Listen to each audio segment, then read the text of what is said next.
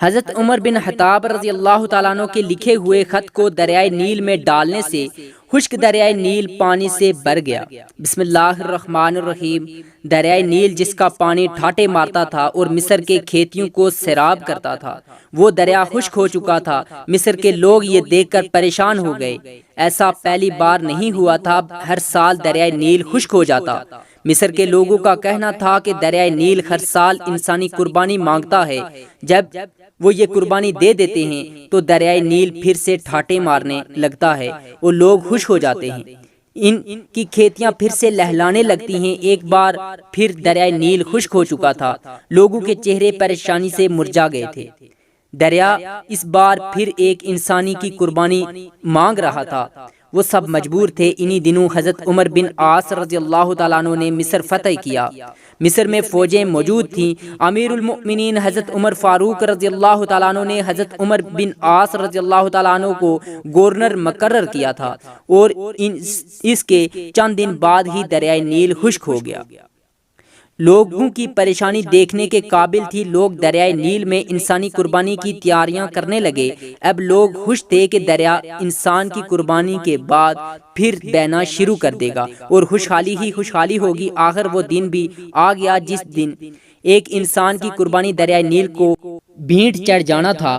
لوگ صبح ہی صبح تیار ہو کر باہر نکل آئے جیسے عید کا سماں ہو۔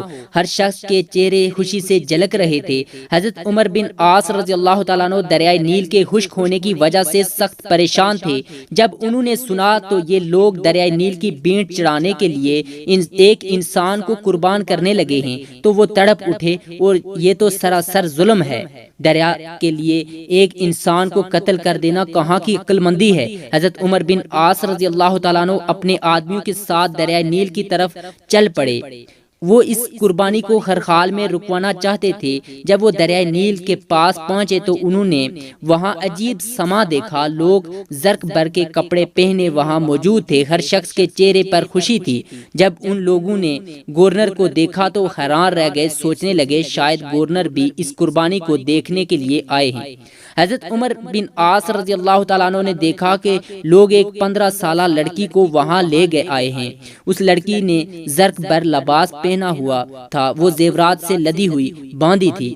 لڑکی خوف سے کانپ رہی تھی، اس کا چہرہ ہلدی کی طرح زرد ہو رہا تھا۔ لڑکی لڑکھڑاتے ہوئے قدموں سے آگے بڑھ رہی تھی۔ وہ لرزتی کانپتی ہوئی لوگوں کے ہمراہ دریا کے کنارے پر پہنچ کر رک گئی۔ اس نے مڑ کر اپنے باپ کو دیکھا۔ باپ کی آنکھوں میں آنسو تھے، وہ مجبور تھا۔ لوگ اس کی بیٹی کو گھسیٹ کر موت کے منہ میں دھکیل رہے تھے۔ وہ کچھ نہیں کر سکتا تھا، اپنی بوڑھی آنکھوں سے بیٹی کے موت کو منہ میں جاتے دیکھ رہا تھا۔ لڑکی کی ماں تو غم سے نڈال ہو جا رہی تھی۔ لڑکی ہاتھ چھڑا کر اپنے باپ کی طرف دوڑی۔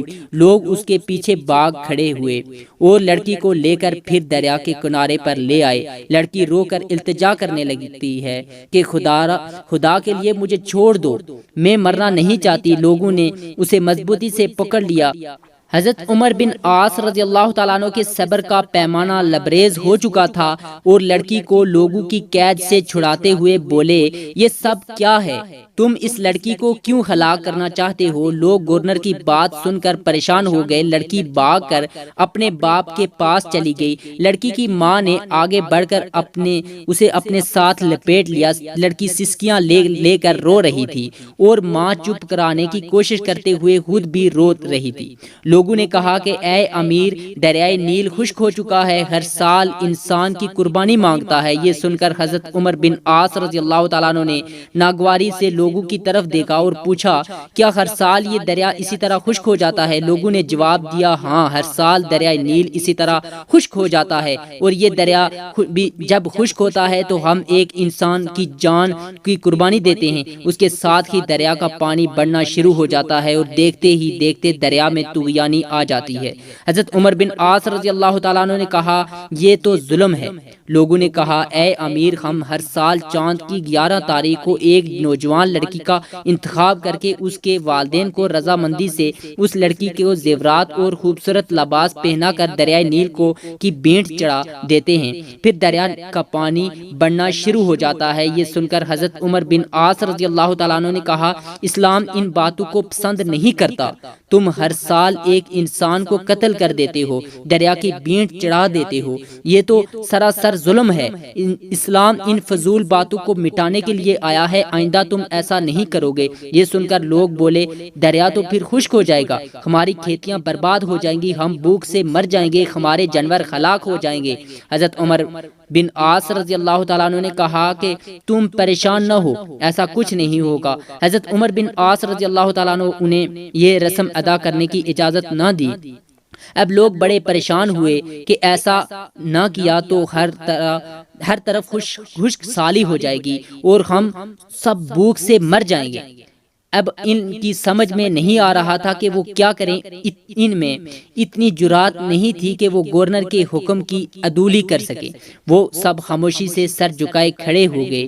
حضرت عمر بن عاص رضی اللہ تعالیٰ عنہ نے لڑکی کو اس کے ماں باپ کے ساتھ گھر بھجوایا اور لوگ بھی آہستہ آہستہ وہاں سے جانے لگے۔ چند دنوں تک دریائے نیل بالکل خشک ہو گیا، اس میں ایک بوند بھی پانی نہ آیا۔ لوگ بھوکھلا گئے اور ان کی کھیتی باڑی دریائے نیل کے پانی سے قائم تھی۔ اب تو دریا نیل خشک ہو چکا تھا، زمینیں بنجر ہو گئیں، لوگ فاقوں سے مرنے لگے، جانور چارہ نہ ہونے کی وجہ سے تڑپ تڑپ کر جانے دے رہے تھے۔ یہ دیکھ کر لوگوں نے مصر سے نکل کر دوسرے علاقوں کا رخ کر لیا، ہر طرف ویرانی ہی ویرانی تھی۔ حضرت عمر بن عاص رضی اللہ تعالیٰ عنہ نے جب یہ دیکھا تو وہ بھی پریشان ہو گئے۔ آخرکار انہوں نے امیر المؤمنین حضرت عمر فاروق رضی اللہ تعالیٰ عنہ کو ایک خط لکھا اور اس میں یہ ساری صورتحال واضح کر دی۔ امیر المؤمنین حضرت عمر فاروق رضی اللہ تعالیٰ عنہ نے جب یہ خط پڑھا تو آپ نے حضرت عمر بن عاص رضی اللہ تعالیٰ عنہ کو جواب میں لکھا کہ تم نے مصریوں کو بہت اچھا جواب دیا، اسلام ایسی باتوں کی اجازت نہیں دیتا، وہ ایسی فضول باتوں کو مٹانے کے لیے آیا ہے۔ اس خط کے ساتھ ایک رکا بھیج رہا ہوں، تم یہ دریائے نیل میں ڈال دینا۔ حضرت عمر بن عاص رضی اللہ تعالیٰ عنہ کے پاس امیر المؤمنین رضی اللہ تعالیٰ عنہ حضرت عمر فاروق رضی اللہ تعالیٰ عنہ کا خط پہنچا تو انہوں نے خط کے بعد وہ رکا بھی پڑھ لیا جو دریائے نیل میں ڈالنے کے لیے تھا۔ اس میں لکھا تھا کہ خط اللہ کے بندے عمر بن خطاب رضی اللہ تعالیٰ عنہ کی طرف سے دریائے نیل کے نام تھا۔ اے دریا، اگر تو اللہ کے حکم سے بہتا ہے تو ہم بھی اللہ ہی سے تیرا جاری ہونا مانگتے ہیں، اور تو اللہ کے حکم سے جاری ہو جا، اور اگر تو خود اپنی مرضی سے بہتا ہے اور اپنی مرضی سے رک جاتا ہے تو پھر تیری کوئی پرواہ نہیں، ضرورت نہیں۔ حضرت عمر بن عاص رضی اللہ تعالیٰ عنہ نے یہ رکا دریائے نیل میں پھینک دیا اور وہ واپس چلے آئے۔ جب صبح مصر کے لوگ بیدار ہوئے تو یہ دیکھ کر حیران رہ گئے کہ اللہ نے دریائے نیل کو اس طرح جاری کر دیا، بلکہ اب تو دریا میں پانی پہلے سے زیادہ چڑھ گیا اور دریا میں طغیانی آئی ہوئی تھی۔ لوگ یہ دیکھ کر خوشی سے چلا اٹھے، دریا جاری ہو گیا۔ اس دن سے اب تک دریائے نیل اسی طرح جاری و ساری ہے، ایک لمحے کے لیے بھی اس کا پانی خشک نہیں ہوا۔ زینت کے خزانوں کو الماس کہتے ہیں، لگے تڑ پانی کو اسے پیاس کہتے ہیں۔ یوں تو سب کی پیاس بجھاتا ہے دریا، جو دریا کی پیاس بجھائے اسے عمر بن خطاب کہتے ہیں۔ سبحان اللہ۔ ناظرین، ویڈیو اچھی لگی ہو تو لائک ضرور کیجئے گا اور شیئر بھی کیجئے گا، اور اگر آپ ہمارے چینل پر نئے ہیں تو ابھی تک آپ نے ہمارے چینل کو سبسکرائب نہیں کیا تو جلدی سے ہمارے چینل کو سبسکرائب کر دیں اور ساتھ ہی لگے بیل آئیکن کو دبائیں تاکہ آئندہ آنے والی نوٹیفیکیشن آپ کو ملتی رہے۔